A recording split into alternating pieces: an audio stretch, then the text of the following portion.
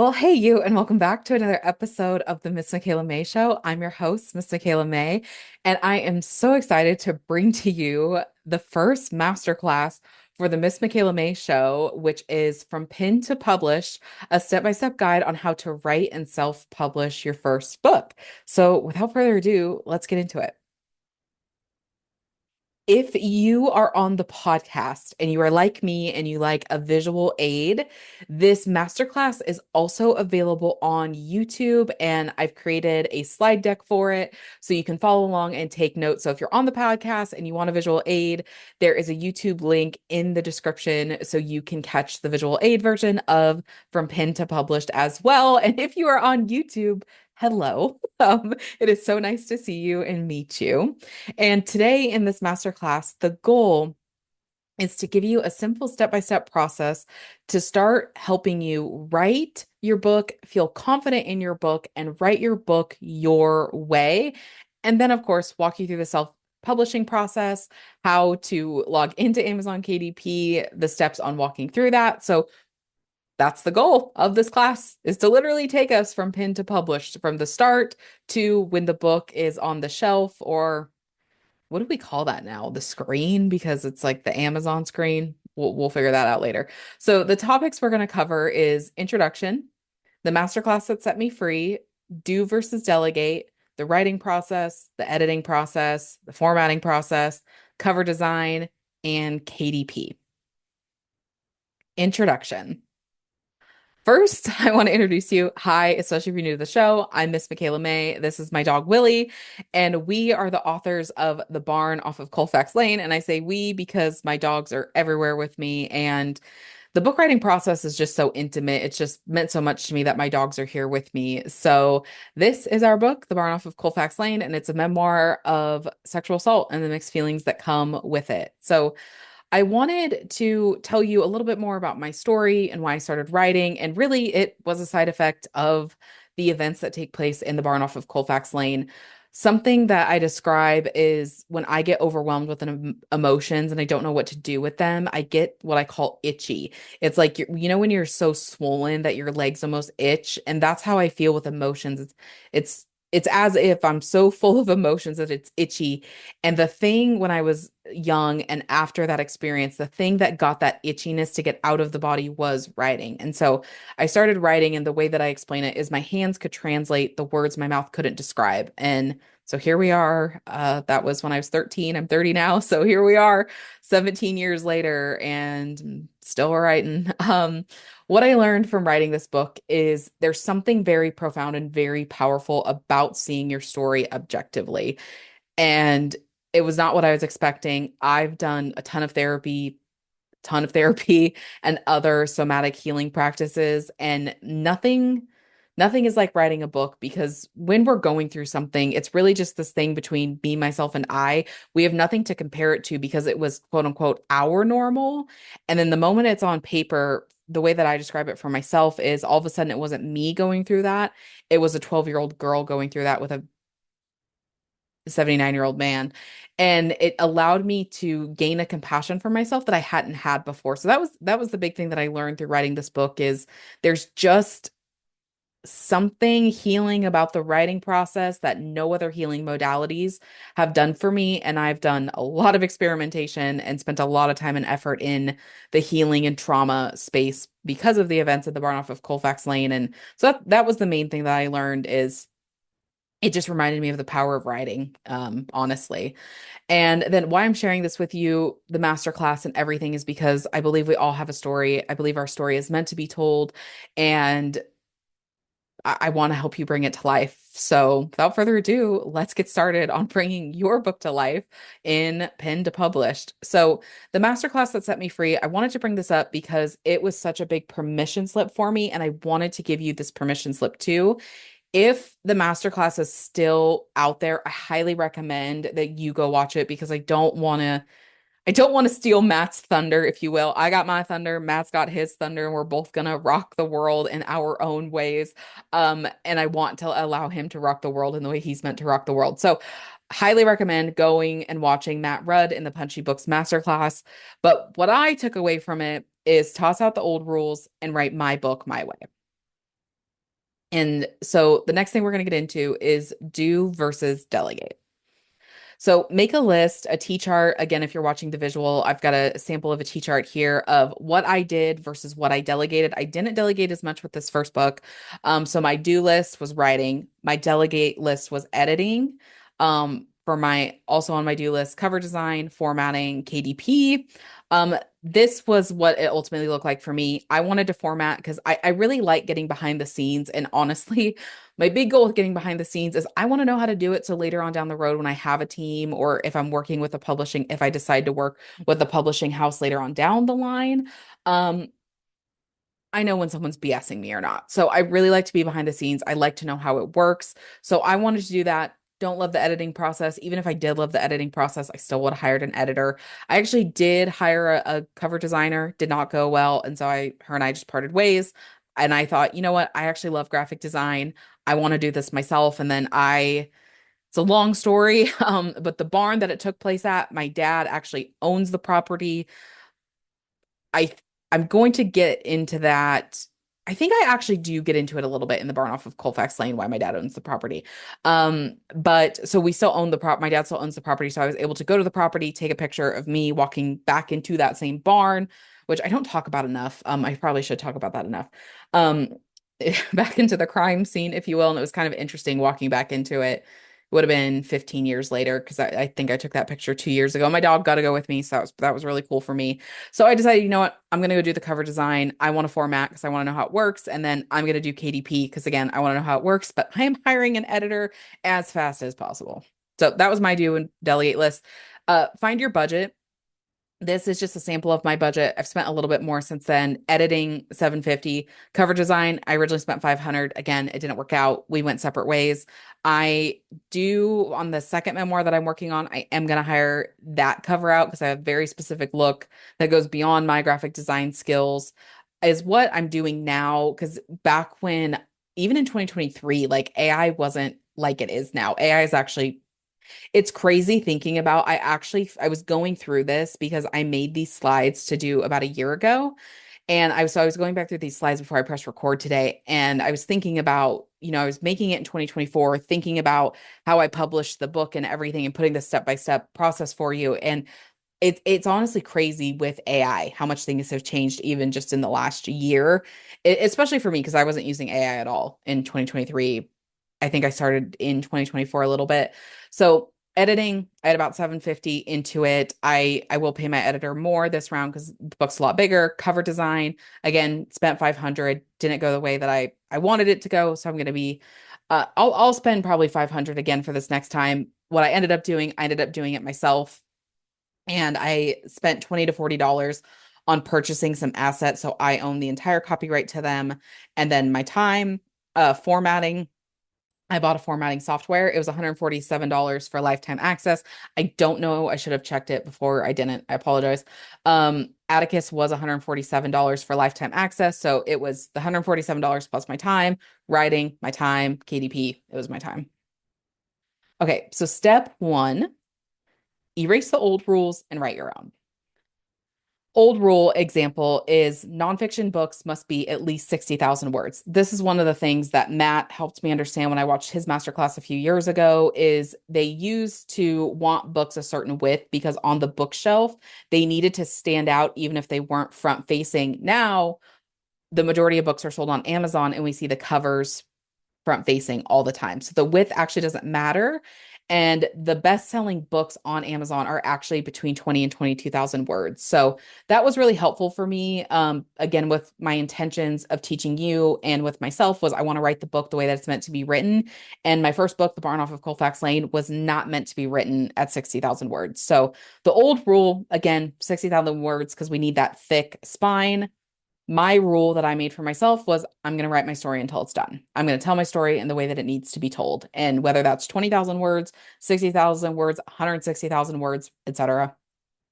Action step, write down 3 to 5 rules that you feel you have to abide by in order to write and publish your book.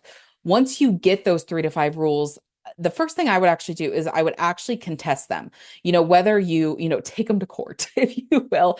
And so why is this not true? And maybe Matt's masterclass can do that for you because he's deeper into the publishing world than I am. And just break down like, oh, it actually doesn't, I don't have to do this. I don't have to do this. Oh, I don't have to do that either. That's not true. That's not true. BS, BS, BS. And then once you've debunked them, then create 3 to 5 rules for yourself and your book writing process and abide by your rules and not some old rules that were created for an outdated system that was selling mostly books in the bookshelves and not on Amazon. So again, back with my fancy little tea chart. Uh, old rule, a book is done at 60,000 words. These are just examples. You don't have to use the rules that I have written here, but a book is done when it is done. Old rule, I must have a degree to write a book. My rule, I must know how to write a book. Old rule, I'm not qualified to be an author. Your rule, they said J.K. Rowling was not qualified enough to be an author. She wasn't a good enough writer. We see how that worked out for the person that told her no. Moving on. Okay. Step number 2, know your weak points and plan ahead. One of my favorite quotes is from an author and speaker and teacher named Alison Armstrong. She's a relationship coach. Her book's The Queen's Code, Keys to the Kingdom. I believe she's coming out with a book called The King's Code. Changed my life. My saying is the healed wounds I didn't know I have. I had just have deep, deep respect for this woman. And one of her quotes is, I don't argue with the way things are. I figure out how it is and I learn to work with it. I apply this rule to myself. I don't argue with myself about how I am. I learn how I am and I learn to work with it and what works best for me in the creative process. Because my priority is to keep myself creative, to keep myself in flow. And if that means I got to do a handstand against the wall and do a little dance, make a little love, get down, that's what I got to do. So I figure out what I need and I learn to work with it. So my weak points. I knew going in my weak points would be editing. And so I made a plan, or what I'll call later a bumper lane, to put in place. I hired and paid an editor right away. Like I paid her right away. I'm like, let me get some skin in the game. Let me get some stakes in the game. Second weak point, self-doubt, especially working through my first book. I had a ton of self-doubt. I went to therapy and spiritual guidance, which spiritual guidance is more of a somatic therapy.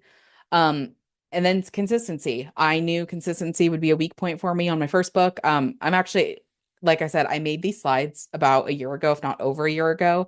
And it was actually really cool to go back through these and see how much I've just grown in the last year, because consistency is something I've been working on, especially in the last few months, and have really done better on that. So this is a sign to go celebrate yourself, because a coach that I had worked with probably 5 years ago had said, if you don't stop and turn around, you'll never see how far you've come. And so just a reminder for you and me both, if you have not done that lately, stop and see how far you've come. Because again, viewing these slides for me today, I'm like, I've done a lot of stuff in the last few months. So, and the way that I combated this, the bumper lane that I put in, was I started talking about the book to strangers, specifically not just strangers, some strangers, but people I would see every day. People that I had a corporate job at the time, so it's people that I worked with, people that I would see at the coffee shop, the barista, because I wanted them to ask me about the book, because I wanted the pressure of needing to get it done because people were talking to me about it, because I knew that would help me.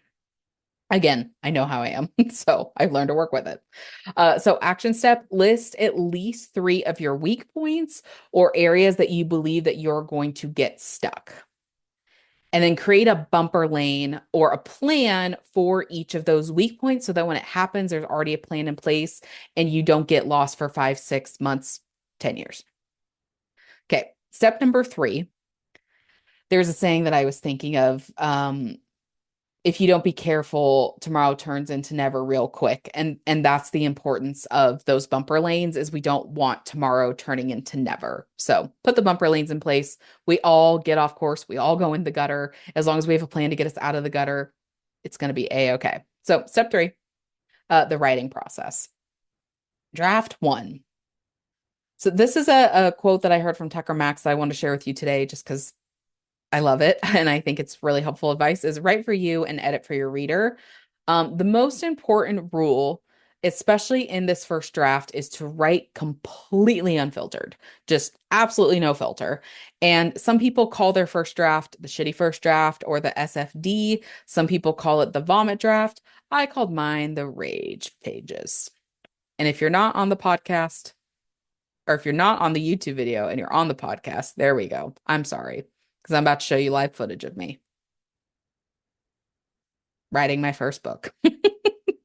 If you are on the podcast, it's the guy from it's not actual live footage of me. It's a picture of the anger from Inside Out blowing a fuse because that was me writing the book. But what this did for me is it allowed me to get through the gunk to find the gold. The more I got the crap out of the way, the more the clarity came through. And for me, the crap was all the stored rage that, and that's what's so interesting. Because once I got done with the rage pages, it was very obvious how much rage I had in my body. It was not obvious when I started that. And one of these days, I'm going to go back and find the rage pages and I'm going to post them to my blog or something because I just think it'd be really cool to show the transformation from the rage pages to the barn off of Colfax Lane because it's a big difference. So, action step. Set a word count goal that feels simple and exciting for you. I actually, before I pressed record, I wanted to read this to you. I was listening to Crime Country on satellite radio. And I believe his name's Bobby Gentry. He's a country music songwriter, but he was giving advice to aspiring songwriters. But I thought it was really helpful for just aspiring creatives, whether you're a songwriter, a book writer, or a poetry or painter or whatever.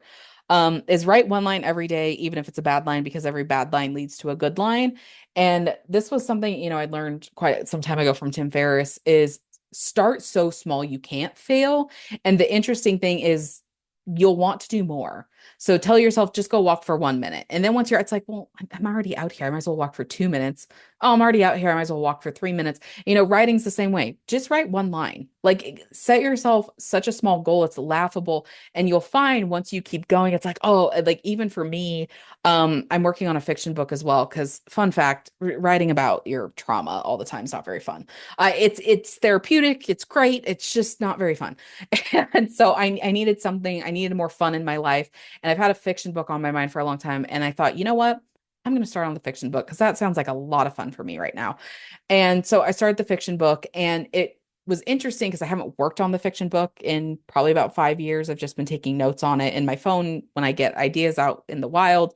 And I was feeling so the first 2 days I was working on it, I was feeling so clunky of like I had so many ideas and now that I'm starting to get in the flow, I'm like, oh, I forgot I had this idea, this character was gonna do this, and da, da, da, da. And I feel like Tom Cruise and I almost said Mission Impossible Minority Report when he's at that screen, just da da da da da da da da da. And it's like I set the goal, for me, so small for myself first. It was like get my writing space up.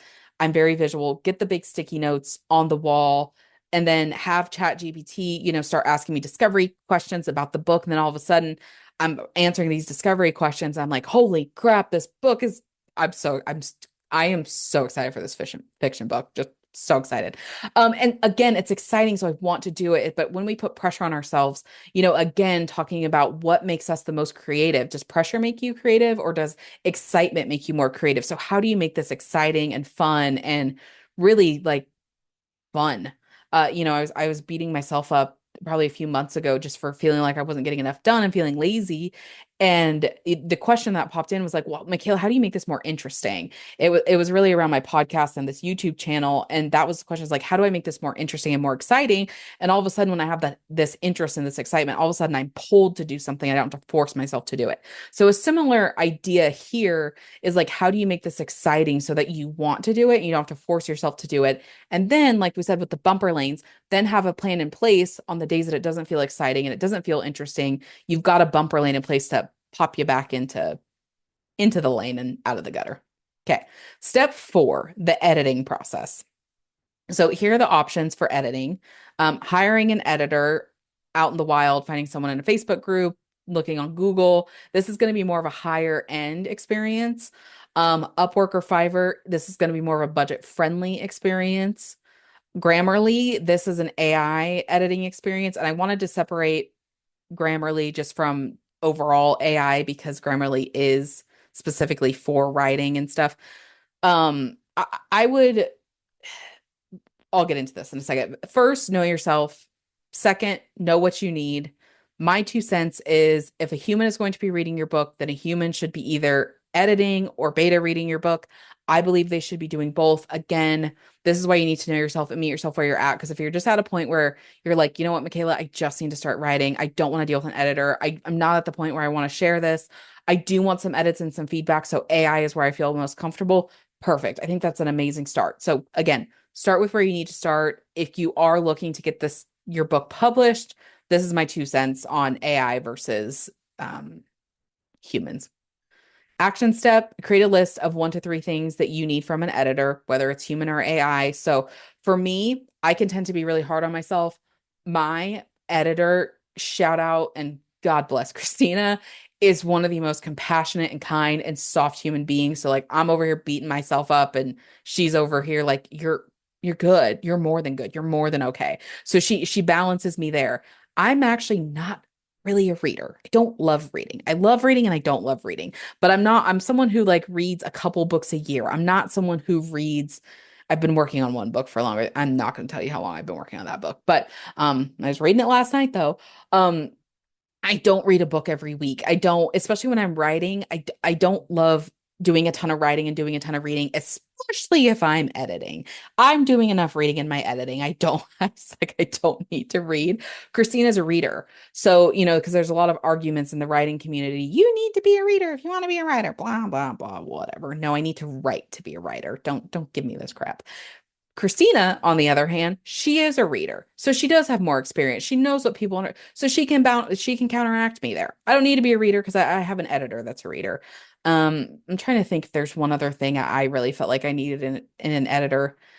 Christina, this is something I didn't know I needed, but now in hindsight, and this kind of ties into her compassion, but she does just have a very sweet big sister vibe of she's really good at like, okay, this is what needs to be done, but in a very loving way. And she honors, I have a very specific vision for my story. And so I wanted an editor who can help me bring my vision to life, not their vision to life, my vision to life, with also telling me where my pitfalls are. And Christina just hits those check marks just absolutely perfectly. So make a list of what you need. And then as you know your needs, start contemplating how you want to go, how you want the editing process to go. All right. So step 5, revisions. So how I decided how many revisions I wanted to complete, my intuition, the book, like how I felt the book needed again to be written, and then my editor. And the one thing that we all must be mindful of is perfection paralysis, because at some point our book will be done and editing will become another form of procrastination.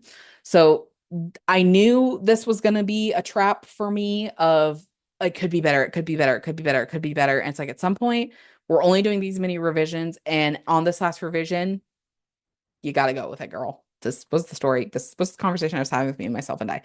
So ask yourself, how many edits are you willing to complete? Ask yourself, how will you know when good enough is good enough? Because again, I know me, I know how nitpicky I can get. I know I would have just sat in the weeds and edited and edited and edited, and I never would have got my book out. And I had to make peace with the first book is going to be what the first book is, and my books are just going to keep getting better and better because I'm getting better and better as a writer. Um, this is a saying that my aunt's from England, so please imagine me saying this in a British accent that I don't have. You're not everyone's cup of tea, and that's okay. I wish my Aunt Jane was here because her saying it in her British accent just makes the cup of tea a little bit sweeter. And that's the one thing that, when we get in that perfection paralysis in editing, it's because we're trying to be everyone's cup of tea. We're trying to make this book sound good to her, him, and everyone else involved, cousin it, the dog, Sasquatch, whoever else you can think of. I'm trying to think of any other mythical creatures. Hobbits, hobbitses. Um, and just know like your book is to be written the way that you were meant to write it. It does need to make sense. It does need to hit these things, but ultimately, that's one thing that being online has proven to us is there is an audience for everyone. Like I'm not going to get into it, but there was this most random video that went viral and someone said, I found my people. And it was about, fine, I'll tell you this part because I can't really finish it without telling you. It was about how people wipe, specifically women. Like, are you a front to back? Are you back to front? Are you like a split? Do you split it? And everyone's like, I found my people. There is literally an audience for everyone. So focus on you. Again, what Tucker Max said, write for you, edit for your reader. And most likely your reader is going to be a younger version of you. So again, even with that in mind, your ideal reader being a younger version of you, like what would she have wanted? And really continue to write this book for you. Know that you're not meant to be everyone's cup of tea, and that's okay. Six, the formatting process. So again, I kind of mentioned it earlier when I was telling you what my cost breakdown analysis was. I used Atticus.io. Um, the biggest mistake I made with Atticus, I loved Atticus. I'm using it. I'll be using it for my next few books unless I decide to go traditional publishing on my fiction book. As of right now, I'm planning on going traditional publishing. Haven't decided if as of right now, my second memoir will be self-published and not traditionally published. But so as of right now, my plan with my second memoir, I will be using Atticus again. I will not be editing in Atticus again because Atticus is designed to be like a writing, editing, and formatting software. I'm going to keep everything in my documents and I'm not going to I don't know if there's actually a proper term in the book world for this. When I was in film school and down in LA, we call it screen lock. You know, when a screenplay is at screen lock, you don't touch it again. It's off to the producers. It's getting broke down of what things need. You're not allowed to touch it after that. Like, will there be some changes on set? Of course.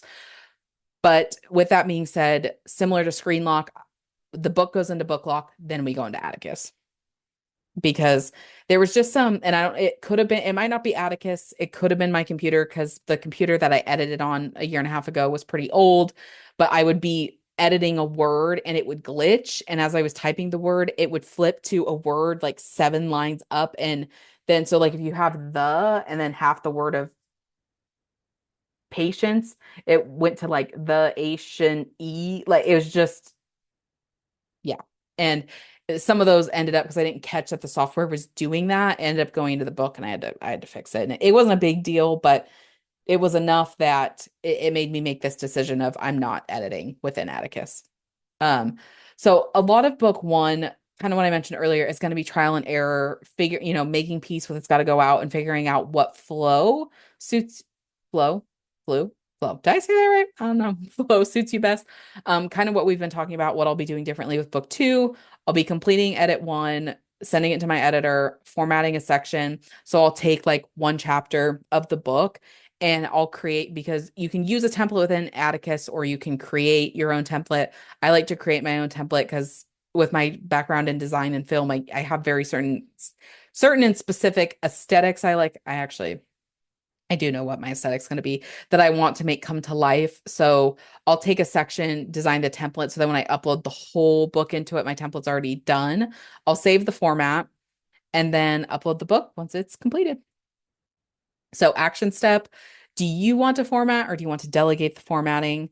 Write a small action plan for the formatting process, whether that's finding someone to do it for you or you doing it yourself. Again, this is something you can find on Fiverr or Upwork. Step 7, cover design. So Adobe Illustrator versus Canva, again, this is with the assumption that you're not delegating the cover design, that you are doing the cover design yourself. Note, the design cannot be fully completed until you have a page and word count. So again, when the manuscript is in what I'm calling screen lock, you can call it book lock, then you put it into Amazon KDP and it'll give you, you can get a template from Amazon KDP giving you dimensions, what you need for the bleed, but it's also going to give you spine width because obviously depending on the word count, spine width is going to change. So the dimensions for the lay flat, because that will be a single format, is going to be different. So you can start designing it and kind of get a visual aid of like, okay, this is what I want. Something that I've started doing because again, I'm a very visual person and I'll design a sample cover in AI, like in ChatGPT, and I'll set it as my background on my phone because again, I'm very visual and that just helps me. Like every time I pick up my phone, I'm looking at the potential cover of the book. I'm thinking about the book. Again, it's a creative flow hack for me. Um, so I will do that just to get like the cover, but as far as the lay flat goes, I do not touch that until the book is in screen lock because I don't want my dimensions and my layout to be all funky and then it has to change because I didn't get the spine width right and it's probably a nitpicky thing, but I like to save time. This is just a little bit of a note to save you some time. So action step, do you want to, oh, I forgot to switch the word. Do you want to do the cover design or do you want to delegate it? Because again, what I just told you, if you're delegating it, you don't really have to worry about it. So on that note, though, you can get started, but you won't be finished until, again, the book is in book lock. So, step 8, KDP. Again, if you're on the podcast, you won't be able to see this. If you jump over to YouTube, though, I have some screen grabs of my back end um, KDP just to kind of show you around. So, you'll create an account at kdp.amazon.com. If you already have an Amazon account, like a Prime account, you can just use that email for it. You'll click this yellow button, create a new title or series. As you can see, so I'll jump to the next page, but you want to create the book and then you'll go under the book where it says create a Kindle ebook, create a hardcover. So I always start with creating a paperback. And then once you do that, it's a lot easier just to create a hardcover or a Kindle underneath that. And this ensures that when someone brings up your book, there, when you go to buy a book on Amazon, you can select Kindle, all these things. So that just ensures that it's all in one place and you don't essentially have three different ads. And it's just going to help with book sales and the algorithm. So paperback, I'd click paperback, and then you'll go through filling out all the details of your book, your name, etc. The one thing I would spend some time on, potentially get some help on, even if it's through AI, do some research for other books in your genre, books that you would consider colleagues of yours, if you will, and spend time on finding the right categories, spend time on finding the right keywords. Because again, it's going to be a lot of you pushing traffic to your book, but also we do want to get Amazon to rank our book. And it comes down to like keywords and categories. So do some research on this. It's how I thought about it is if someone's buying. So for me, I read the book JC Dugard, A Stolen Life. She was the girl that was kidnapped and they found her several years later. I would want my book to show up under her book. So I went to her book and looked, where does she have this categorized? There was another Jessica Fletcher, I want to say, had a book called Unspeakable. It was newer than JC's book. So I went to Jessica, saw what it was categorized in, saw the keywords she used, because again, I want my book to rank in the same categories that their books would rank. Okay, so final touches. Get a copyright. Again, you want the book in book lock before you go to copyright because it needs to be word for word how it's published, or there can be some loopholes of people using your content, etc. So get a copyright at copyright.gov. I believe it was about 65 bucks for a copyright.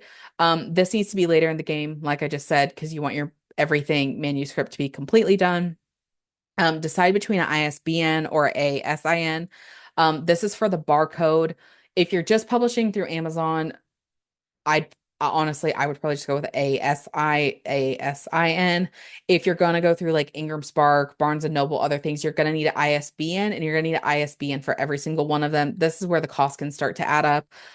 If you're going to do that, go to myidentifiers.com and then buy a package of those of ISBNs. Okay. Action step. Do you need help with copyright? Do you need an ISBN or ASIN? ASIN? I keep waiting for myself to say those backwards. Decide what you need. Go from there. Step number 9, do a trial book. I highly recommend this. This was my trial book. I actually ended up publishing it after the Barn off Colfax Lane because I wasn't sure if I was going to publish it. And then one night I was like, F it, I'm publishing this thing. I went and did 2 rounds of MDMA therapy and I wrote what people would call trip reports afterwards. It ended up being like a 25,000 word document. This is actually what really got me writing again, to be honest with you, was my MDMA trips. I went and yeah, wrote about 25,000 words. I thought, you know what, I'm gonna put this in a book. And it's just a great way to get your feet wet, get a couple reps in before like getting your book baby, if you will, for lack of a better term. Both of these books are important to me. These next 2 books I'm writing are important to her. It's kind of rude to say, but because I love my first 2 books for how they are, but again, it's not quite the labor of love of these next 2 books that I'm writing. So for me, it was really nice to get these reps in, honor those other books for what they are, this book for what it is, the Barn off Colfax Lane for what it is. It just helps. So that's something I recommend. If you write a short essay between 10, 15, 20,000 words, just publish it. Even if it's a small poetry book, just publish it, get your feet wet, get some experience in, and hey, you never know, you might make some extra cash too. Okay. So my parting thoughts today is done is better than perfect. And even then, this is a quote that I heard from a Brennan Burchard seminar that I wanted to share with you because as someone who used to identify as a perfectionist, this quote just helped me really flip the whole perfectionist thing on its head and it was super helpful. So, even with done being better than perfect, the original definition of perfect meant to perfect, as in to make better. And the only way to make something better is if we have something to make better. So the only way to make your work perfect is to make your work better. And the only way to make something better is to have something done, to make done. So if you have nothing done, then you have nothing to perfect. So that was just something, the way that Brendan worded it was just really helpful for me of the original definition being perfect, meaning to make better, meaning we have to have something done in order to perfect it. And we cannot make anything perfect, meaning we can't make anything better if we don't have something done. And that was just really helpful for me to, again, like, you can't be a perfectionist if you don't have something done. That's what I would tell myself. You can't be a perfectionist if you don't have something done. So peanut gallery, shush, we got to get this done. Then we can get into perfectionist mode. And this is the last thing that I believe I'm leaving you with today. I think we're almost at the end of our slide deck here is the work you do now will reach someone in the way they need it now. So the way that I wrote the barn off of Colfax Lane, the way that I wrote A Trip with the Birds, they're going to reach the audience that they need to reach in the way those audience need to hear those stories now. When I finish my second memoir, I'm not revealing the title yet. It is going to reach the people that it needs to reach, how it's written for how I'm able to write it now. When I finish my fiction book, it's going to reach that audience in the way that they need to be reached now. And so that just helped me bring a lot of peace of kind of knowing that of it is perfect because it's going to reach people in the way that they need it now. The barn off of Colfax Lane, some people are going to love that more than they're going to love my second memoir. And that's okay. That's how it's meant to be done. You know, I'm a self-proclaimed music nerd. Most of my songs people haven't heard. Like I love Toby Keith is my favorite country music singer. My favorite Toby Keith songs, most people have not heard of because I don't love his hits. I love his little hidden gems on his albums where I feel like he just shows more of his depth. And that's how I feel about the books is again, back to, for from my Aunt Jane, we're not everybody's cup of tea, and that's okay. The tea that you're meant to serve will reach the people in the way that they need their tea. My brain is done. So I'm going to quit talking before my brain is done. If you found value out of this episode, I would be so thankful if you would rate and review on the podcast, subscribe on the YouTube channel. If there's anything else that you would like to, I'm just making sure if you heard the click, I'm just making sure I didn't hide another slide back there. If there's something you would like help with specifically, or if there's something you want another video done. So for example, if you want me to do like a screen record of like a step-by-step process of setting a book up in KDP instead of just the screenshots, please let me know. Leave that in the comments, or if you rate and review on the podcast, leave that in the review of like, hey, Michaela, I would really love to see this next. That's really helpful for me to know what kind of content would serve you best. And with all of that, that is a wrap on our first masterclass on the Miss Michaela Mae show. I'm your host, Miss Michaela Mae, here with my corgis, Tank and Willie, and we will talk to you and see you in the next masterclass. Actually, the next podcast episode. I don't know when the next masterclass is yet. Stay tuned.